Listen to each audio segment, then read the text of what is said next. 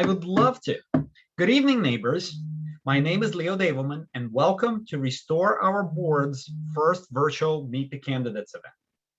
Tonight's event format will be brief introductions from each of the candidates, giving them each a few minutes just to tell us more about themselves, provide background, and tell us about why they're running. After those introductions, we'll then go to Q&A, the most important part, where you, the audience, get to ask questions. If you'd like to ask a question, please enter it into the chat located to the right of this meeting.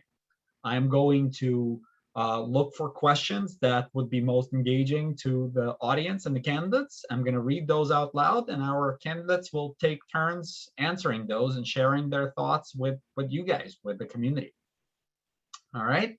So I myself am excited to be here and to help moderate this event. And I'm especially excited about helping these three fantastic candidates help us restore the confidence in our board. I have been living here in Marlboro for 13 years now, and I have two kids in our K-8 school system. I have a sixth grader, so first year of middle school, and a first grader, a child who's entering the school system for the very first time. And I can't help escape the feeling that my kids are not getting the amazing Marlboro education that I moved here for. That is something that has a lot of deep-rooted causes. It's not any one thing in particular, but I have found that the Board of Education that is supposed to be there to represent me and to help me and my children achieve what we want through this K-8 experience has not been particularly responsive, engaged, or interested.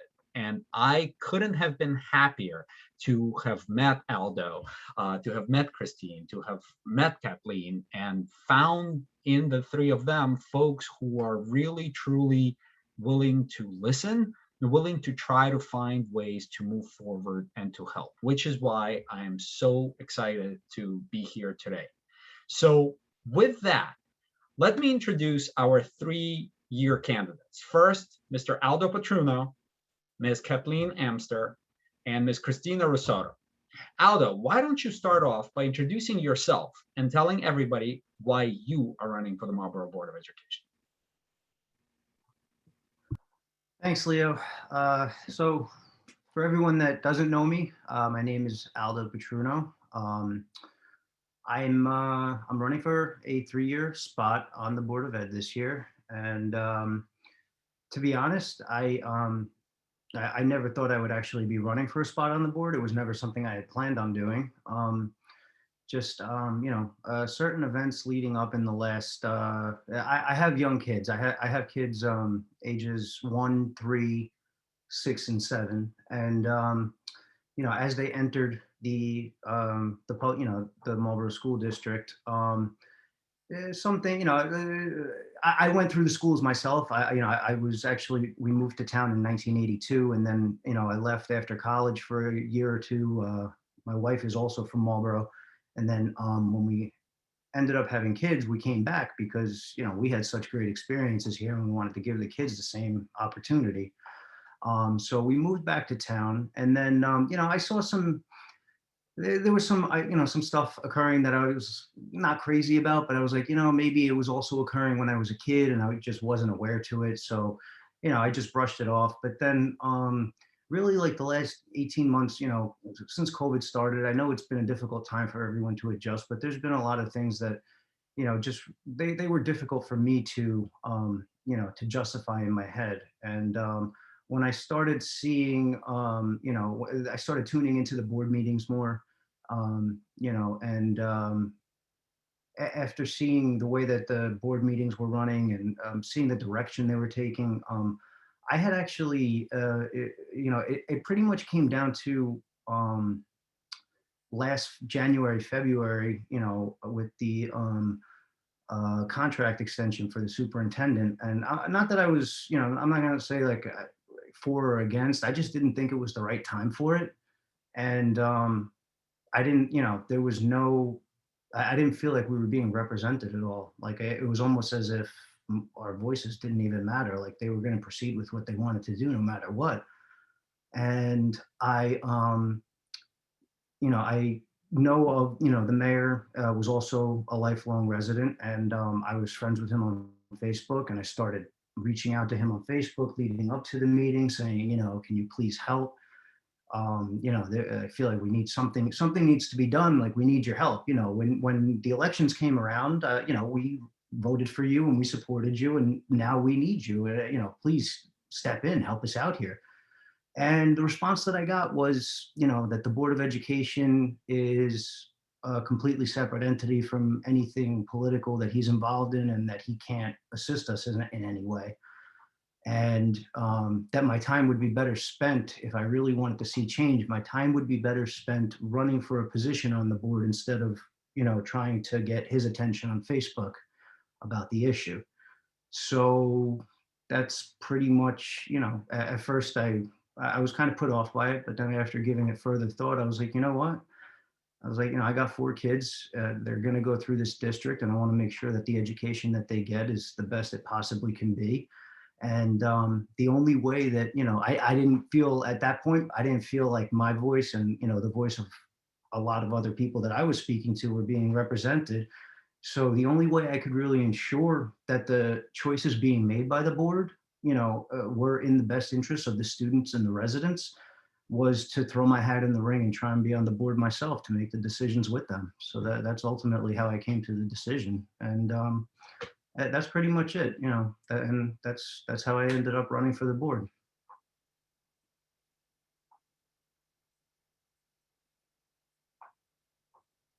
Thanks, Aldo. Kathleen, why don't you introduce yourself? Thanks, Leo. Hi, everyone. My name is Kathleen Amster. I am, before I get started, these are my opinions and not that of any board I currently sit on. You could also read that little dissertation in the chat, just in case anybody didn't hear me. These are my opinions and not that of any board I currently sit on. I am currently serving a 3-year term. I'm coming up on re-election this year. And a little bit about myself. I'm a Marlboro resident for the past 14 years. My husband and I, Seth, have been married for almost 25. We have 5 children, ages 22, 19, 17, almost 15, and almost 13. Our last one is currently at the middle school in 7th grade. If you had asked me 6 months ago if I was rerunning, my answer would have been no. It has been an uphill battle being on this board, basically alone since Dara wasn't voted in at her election cycle. If anybody has watched the Board of Ed meetings, I ask all of my questions in public. I don't send anybody questions beforehand. It's not because I want to have a gotcha moment on anybody. It's because the people who voted me and even the people who didn't vote for me deserve my transparency. And that's what I try to live my life. That's what I try to do. My passion, if you've listened to any of the Board of Ed meetings, is special education. I was one of the founding members of our district CPAG, which is a special education parent advisory group. It's not a PTO, PTA. I am no longer I'm an active member, but I don't have a position.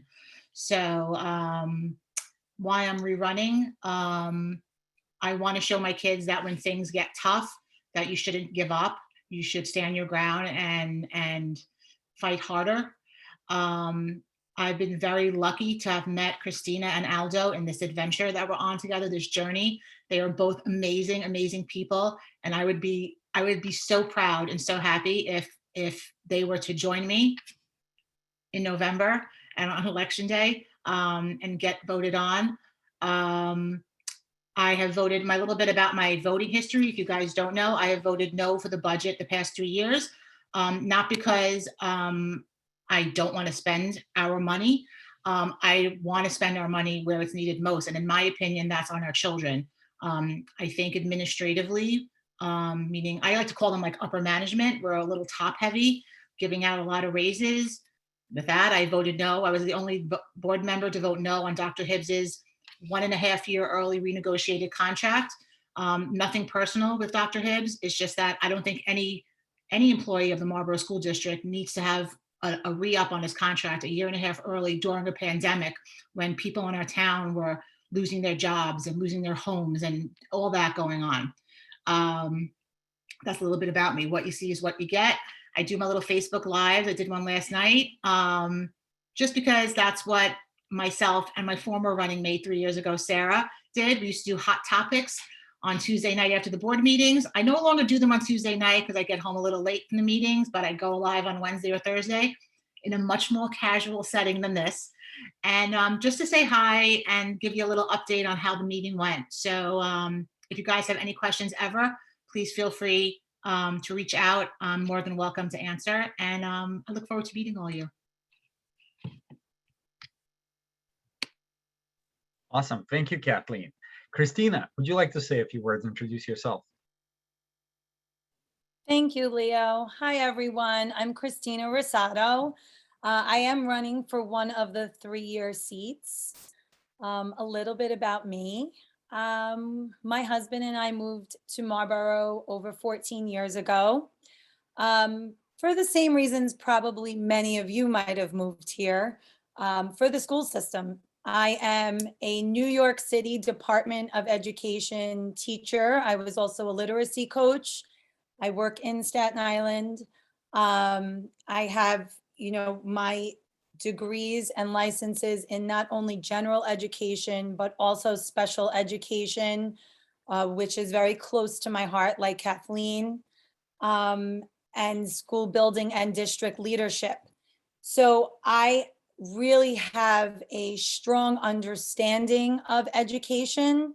And when I heard 14 years ago that Marlboro, my real estate agent at least told me that Marlboro had a blue ribbon school district, it was very attractive to me as a prospective parent. And so I have 2 children. One of them is going to be 8 years old next week, and my daughter is 5. And so I've had some trouble since I've been in the system in pre-K 3. My son qualified for the special education program in preschool. That was my first encounter in the school system, and where I also served on the PTO there at the David C. Abbott Learning Center. I met amazing people there. The teachers and staff are phenomenal, and I couldn't say a bad word about any one of them. However, one of my issues were on the special education side as a parent. I felt it was very troublesome to get my son the therapy and the services that his developmental pediatrician needed, as well said he needed, as well as his private therapist said he needed. And I fought over and over and could not get anything and had to seek outside services for my son.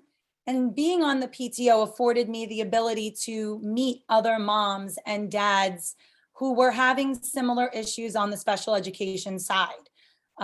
People that felt like they didn't have a voice, they weren't being represented at board meetings, and they really felt that they didn't know what to do in order to give their kids the services they needed other than to go privately and out of pocket. And to me, any parent that's dealing with a child with special needs really needs the support of their school system. Coming from New York, children sneeze and they get IEPs, 504s. It's like they can get services the second a parent writes they feel the child needs the service. So it was very frustrating. I ended up removing one of my son from the school system and put him in private. I re-entered in kindergarten, hoping for the best yet again. We then entered a pandemic, and obviously nobody can say what's going to happen during the pandemic. However, going into a second year of a pandemic and quarantining, I really feel that the district should have done more to prepare teachers as well as staff for virtual learning. One of my main concerns and why I'm running, I am a curriculum specialist. I know curriculum very well. I write it. I've sitting on boards where that is what I do all day. And I will say that I feel we need to, at this point, really assess where children are at. And I'm not talking about throwing tests down kids' throats, because I know that's not the answer. But we do need a baseline to figure out where our children are falling short after all of these months and years of virtual learning. I feel that our curriculum is lacking, and I feel that the board, instead of worrying about integrating extracurricular topics and extra information into the curriculum, they need to focus on remedial reading strategies, writing strategies, mathematics, core subjects. It's something that I feel every child deserves. When looking at the budget, I think it was last month's meeting or maybe 2 months ago, and they stated close to $500,000 was spent on remote programs, was astronomical to me. Why are we not putting that money into our schools, into our amazing teachers to remediate one-on-one or in small groups in person? Kids are melting away in front of computer screens, and dumping more of our district's money into computer programs that are supposed to magically remediate all of the loss that these kids experienced is, to me, very wasteful. In regards to as Kathleen had mentioned, Hibbs' contract, listen, everybody's going to go for what they think is best for their own career. I don't fault him. I fault the board for approving a raise prematurely for someone who didn't do such a great job with virtual instruction, when, like Kathleen said, parents like myself and my husband and our friends were scrambling to figure out how we were managing our children on the computer as well as our jobs and not getting fired. We were all taking pay cuts, especially people in corporate America, and he's asking for a raise. So I spoke out at that meeting to say no, but my voice was not heard, like so many of you as well. I feel that the Board of Education needs to come back to be a community participant and be open to actually having a dialogue and a discourse. I feel like it's very much an ivory tower where people are only allowed to speak for this specific amount of time. They get cut off. They're rudely interrupted. They're not allowed a back and forth, which to me is how we problem solve together as a community. And so I would like to see that be able to be had at a meeting, so that maybe people would start feeling like they're active participants in this community and in our district once again. And we can restore, hopefully, the board to those blue ribbon school district days, because that's why I moved here. That's why I'm paying this exorbitant amount of taxes. It's for a school system that is failing our children currently. And so I'm running because I'm hoping that we can bring back that school system and give our kids what they need, as well as the parents, the voices that they desperately deserve. Thank you, Leo. Thank you, Christina. So these were the 3 candidates running for 3-year terms. Let me now introduce you to Ms. Deborah Vanedum, who's running for the 2-year term on the board. Deborah, would you please tell the folks gathered here a little bit about yourself and why you are running? Sure. My name is Deborah Vanedum. I have a 10-year-old son, Patrick, who currently goes to Asher Homes. Just like everyone else, I moved down here when I was pregnant with him for the great community, cheaper housing, great school district. To be honest, I'm probably a rarity in this town. I actually grew up in Mahwah, so I'm not from Staten Island or Brooklyn. Some of the reasons why I'm running is that we need to ensure this administration has some fiscal responsibility. They're sort of being saved right now. We were going through a 5-year plan of major state funding cuts. However, due to COVID, we are getting a lot of money through ESSER, which, if you're not aware of what ESSER is, it's called the Emergency and Secondary School Emergency Relief Fund. There's been 3 payouts already to all the school districts within the country. And these funds right now, they're more flexible. They can use anything for cleaning supplies, purchasing education technology, including Chromebooks, school facility repairs. Many of these items would have normally fell under our annual budget, but now with ESSER, they have room. And to be honest, I'm not sure if they're going to spend this money, the administration and the board backing, with the exception of Kathleen, who always votes no on the budgets, if they're going to let the administration just blow through the money. That's one of my biggest concerns. And I want transparency on the budget. We only see top level. We don't know exactly what they're spending on technology, the little items every year. The other reason I'm running is really the lack of transparency. And I know some of my fellow candidates focus on this as well. The only person, and I've been going to Board of Education meetings. I mean, Kathleen, we go way, way back. I go back with a lot of people that are on this call for years. And I wish I could have run previously, but with my job, I couldn't because I traveled. Now with COVID, I don't travel.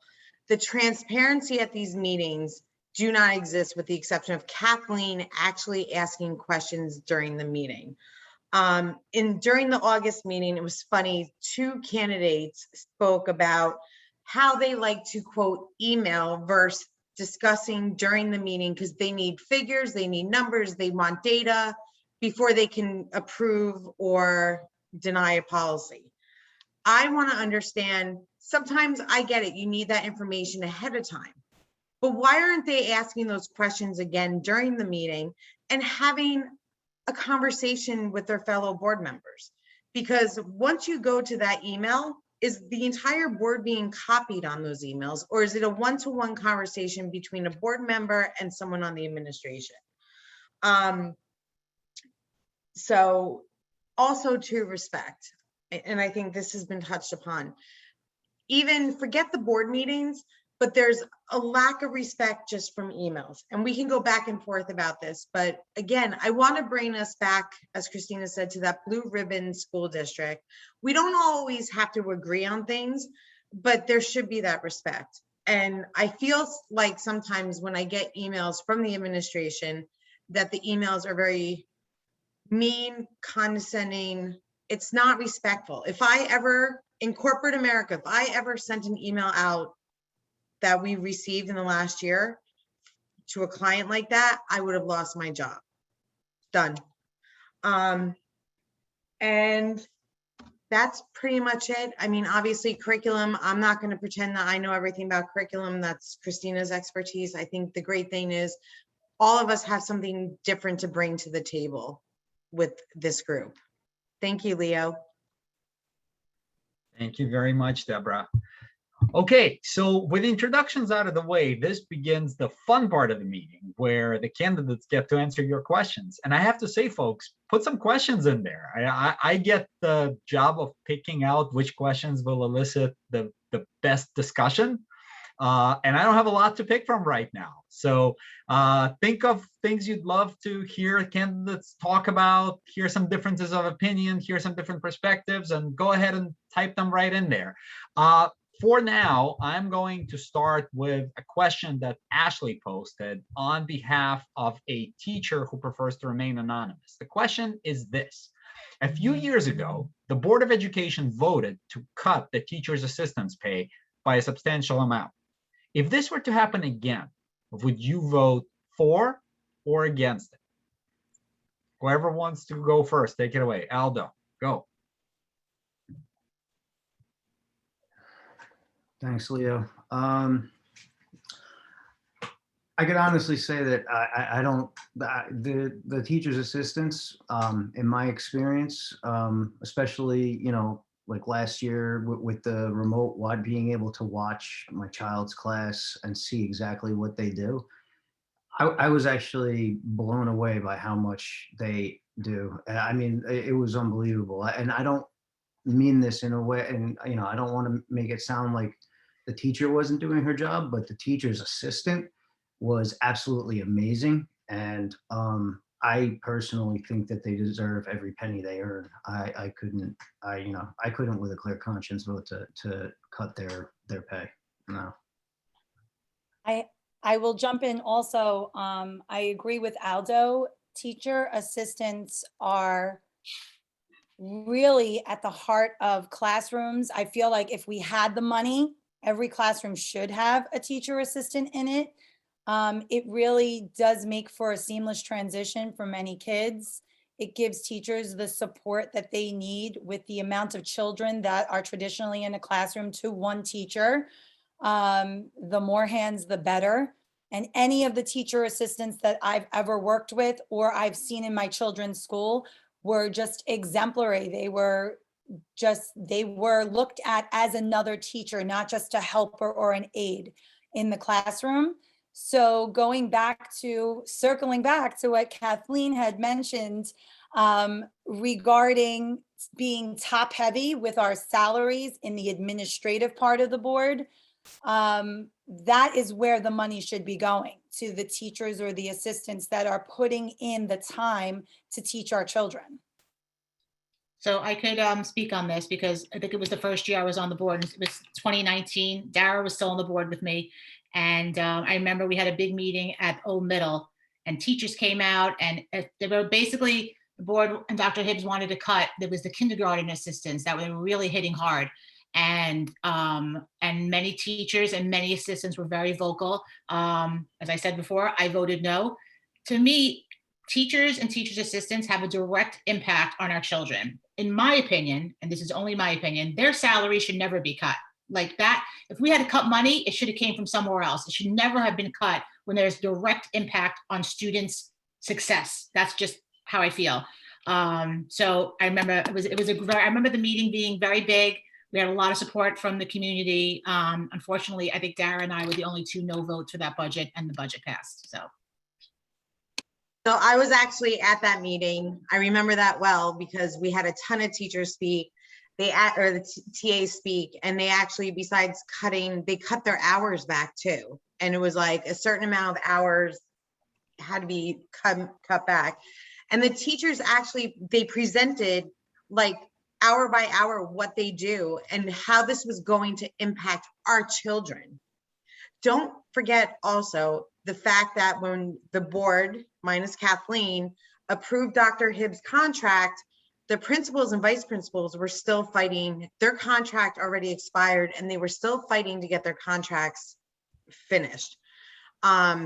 It's clear to me, it's a very top heavy administration. It seems like they keep hiring people. We have a social media, I really feel like if they took and evaluated the administration, there's a lot of fat that could be trimmed, that could go back to paying TAs, going back to doing true programs that are going to help our children versus putting money in the pockets of the administration. Thank you, everyone. For the next topic, there is something that came up in Christina's introduction that I now have two folks raising as a question. So let's turn there next. I'm going to try to merge the two comments into one question. What is your stance on the possibility of allowing some cross discussion during the public comments section of the Board of Ed meeting? How would you, as members of the board, work on making the meetings more interactive?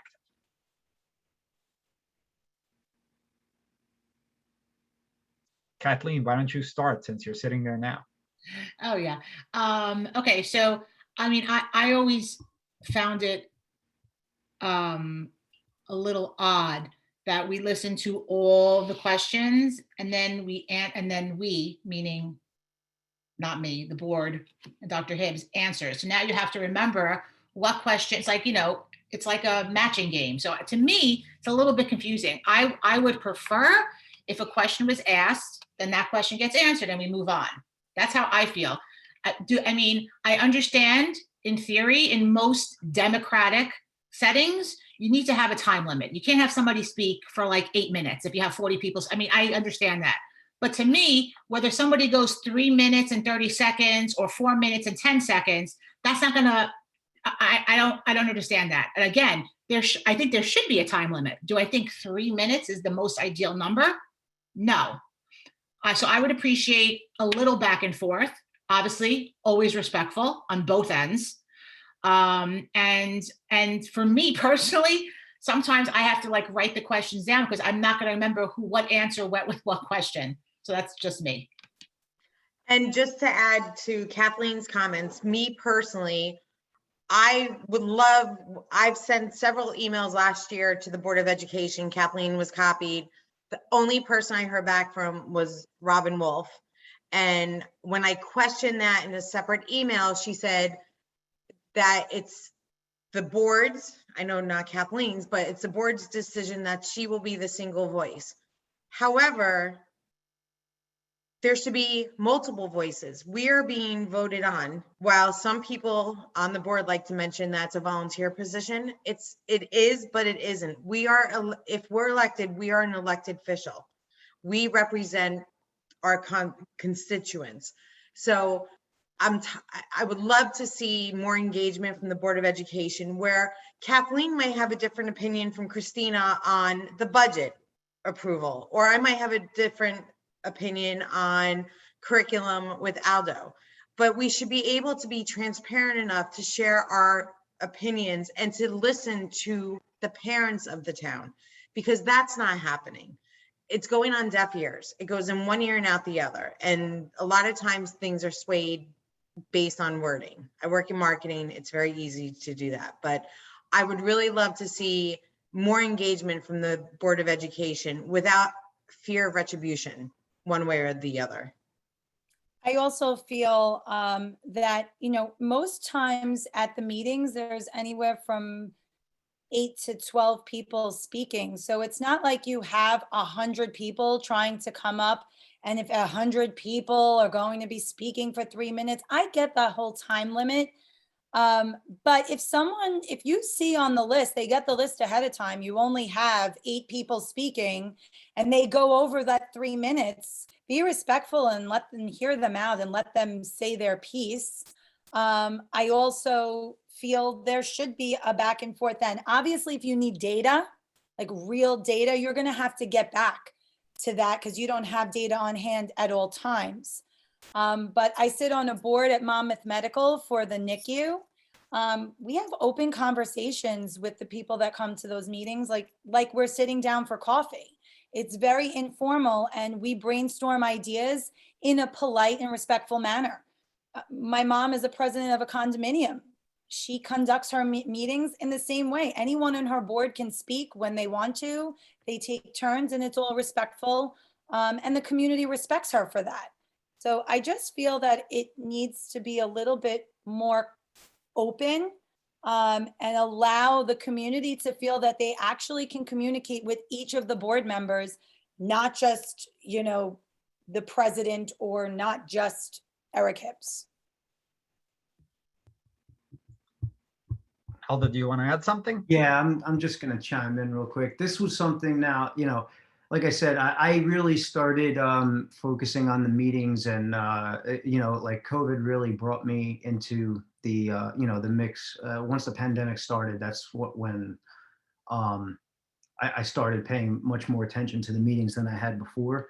And I think it all comes back to, at least with me, some questions, like you said, there's data that has to be looked up and all that. And I understand that, so something that you can, discuss at a later time once the data is available. But I feel like a lot of it comes down to, there's a lot of questions the parents are asking that, to me, it comes down to the lack of transparency and how the meeting just seems orchestrated and then want to dictate every way that the meeting is run. Like, if there's certain parts, there's certain questions that are brought up in public comment that I feel like we could, even if it is a back and forth for, a cordial back and forth for a minute or 90 seconds, you could resolve it right there and then move on to the next topic. But, it just seems like every question that's asked, it's almost as if, it's got to get processed through the attorney sitting next to them and then digested before they can regurgitate an answer that's not going to get them in trouble.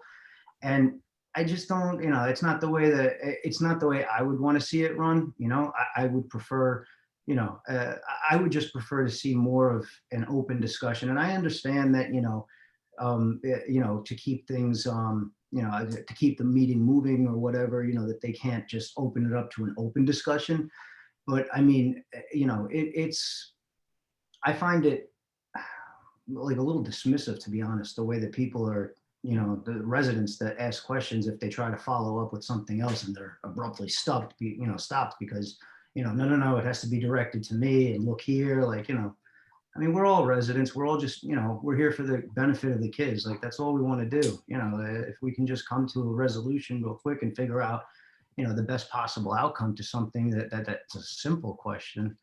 I'd like to see the back and forth. I see no reason not to, you know, that's all I'd like to say on that. Awesome. Thank you very much, everyone. So now we're getting quite a bit of questions coming in, which is great. I'm going to do my best to kind of jump between different topics to let the candidates express their views on different areas of the conversation. So there was a question a while ago from Francesca, which I thought was excellent. She is asking you guys to specify some curriculum changes that you feel are necessary, and also to give us a little bit of a glimpse into how you would present those changes and advocate for them. So I'm going to jump on this one. I had reached out to Mr. Ballone in regards to obtaining data. I'm a data person, so I like to use data to kind of make informed decisions.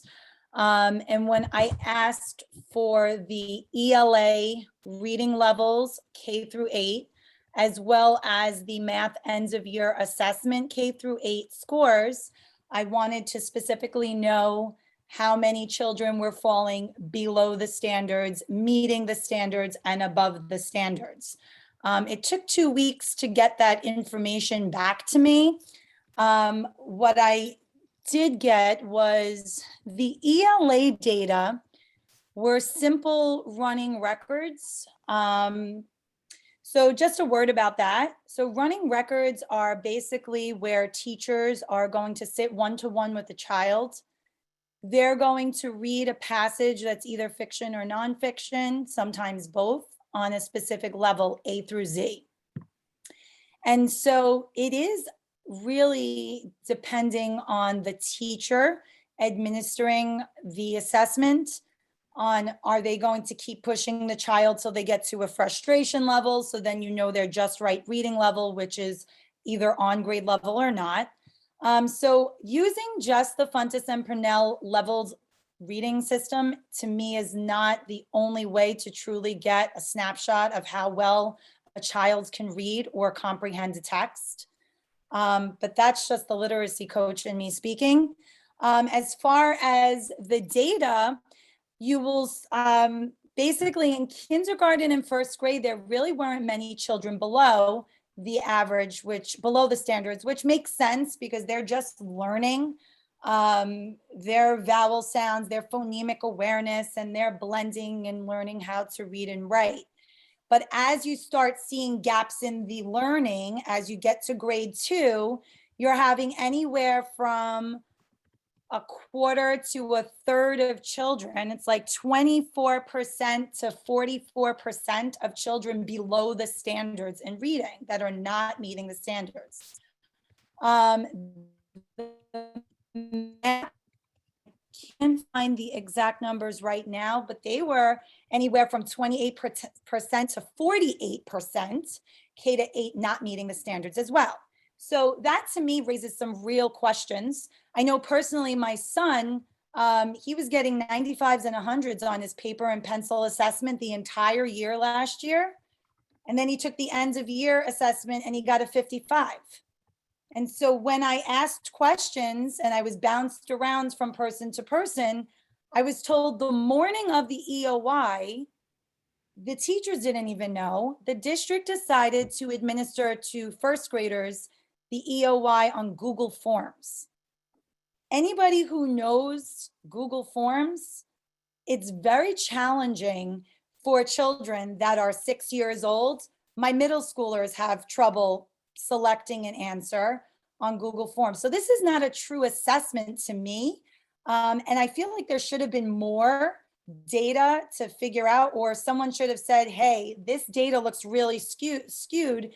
We really need to do something else here to get a better picture of where our kids are in this district.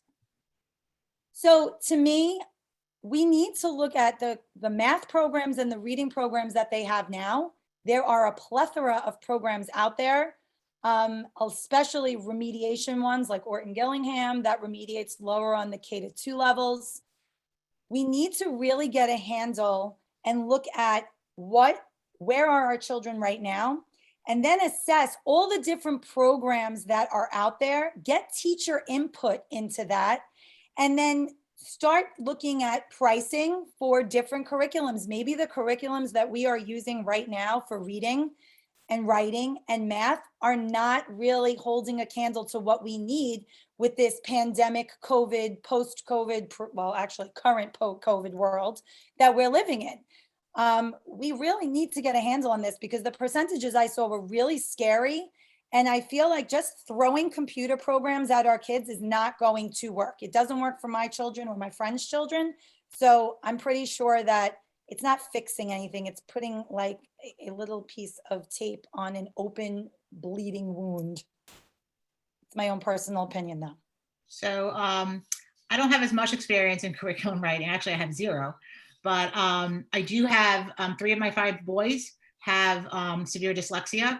So personally, and again, when you're on the board, I don't know if anybody knows this, there are subcommittees. The president of the board selects who goes on what committee.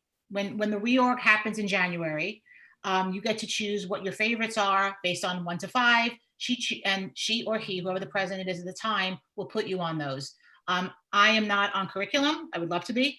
As far as what reading program I would like to see, I mean, I've always think going back to basics is the foundation for all children, meaning you need some sort of phonemic awareness. You need some sort of sound letter recognition. Everything can't be a sight word. And if you don't have that foundation, you'll start seeing the gaps as the children get older. And unfortunately, once there's a gap, specifically in ELA, the gap will remain forever. I know this for a fact because my 3 boys, one is 19, one is almost 15, and one is almost 13, have gaps, and the gap has never closed. Because once the gap is there, it's there. If we taught all children with a strong phonemic awareness, the gap might be there, but it might be much smaller. It might be able quicker to bridge it. So I'm all about, something called Orton Gillingham. It can be taught to children with dyslexia, and it can be taught to people without dyslexia. It is the gold standard in phonemic awareness. And I think if we did that, we would actually see maybe a decline in classification for kids with specific learning disabilities and things with a language component, because we're teaching to everyone the same way. And it would be across all content areas, all subjects. I think it would be an amazing thing to have in this district. So that's what I would do. But again, I'm not on the curriculum committee, so I don't have access to that. But thank you for the question. Awesome. Does anybody else want to talk about the curriculum changes they want to propose? I think the most important thing is, as Christina went through the statistics on ELA and math, is just to figure out the best way to move forward on working towards getting the kids back to where they should be. Obviously, we've had some assessments going on over the last week, I believe. So hopefully we'll get the results of that, and I'm hoping that those results differ from what we've seen from the end of last year, especially when it came to math, that whatever testing they did was much easier than using Google Forms. I think it would be great, as there were some virtual options last year towards the end of the year. Again, my son is in 5th grade. I think the biggest concern I have as a parent is his writing skills, his reading skills, because again, everything was done so much on the computer last year. It's even just writing on paper. He writes like I would assume to be like a 2nd grader. And again, it's not the teachers, it's the curriculum that's being pushed down from the administration, voted by the Board of Education, because there is such a focus on technology. You retain more information, personally, I do, by writing it down instead of typing it on a computer.